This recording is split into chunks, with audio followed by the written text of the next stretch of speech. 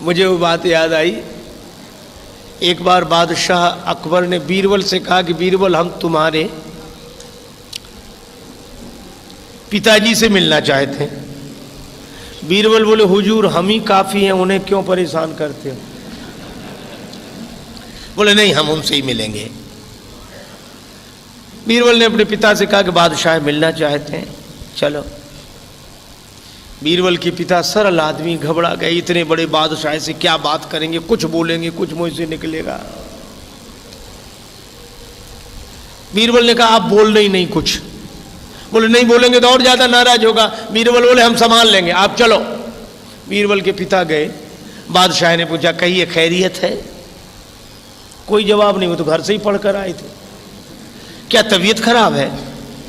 तो भी किसी से कोई झगड़ा हो गया है? तो भी कोई जवाब नहीं। तो बादशाह खींच गया बीरबल की ओर, देखकर व्यंग करते हुए बोला कि बीरबल, किसी मूर्ख से पाला पड़ जाए तो क्या करना चाहिए? बीरबल बोले, हुजूर जो हमारे पिताजी कर रहे हैं।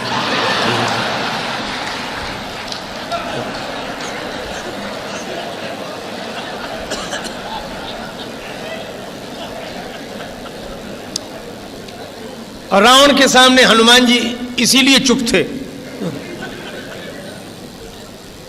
संत श्री कबीरदास जी से किसी ने पूछा कि आप गुरु हैं कि शिष्य? कबीरदास जी बोले, दोनों। बोले, दोनों कैसे? बोले, ज्ञानी का मैं गुरु हूं, अज्ञानी का चेला। बोले, कोई समझदार हो तो उसके तो गुरु बनकर हम समझा देते, और कोई ना समझो तो उसके हम ही चेला बन जाते कि तुम ही ठीक कह रहे हो, उसे मानना ही नहीं, क्या फायदा समझाने से। एक आदमी तो और गजब का था, उसके पास कोई गया, दोनों पड़ोसी थे, दोनों के पास 2 गधे थे, वो मिट्टी ढोने का काम करते थे गधों। तो एक का गधा बीमार था, तो उसने सोचा पड़ोसी मित्र से गधा मांग लें।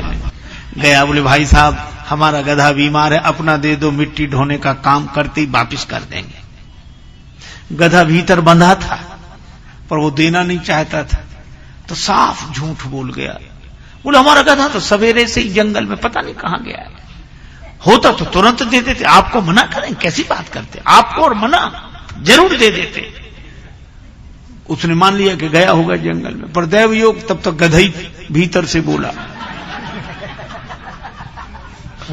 उसने जो बोलना शुरू किया तो वो चौंक कर खड़ा हो गया। बोले, साहब आप तो कहते हैं कि गधा जंगल में गया, वो तो बोल रहा है भीतर से, उसकी आवाज नहीं सुन रहे। तो भी उस आदमी ने अपनी गलती नहीं मानी। बोला, क्या जमाना आया है, आदमी की बात पर भरोसा नहीं, गधे पर इतना भरोसा।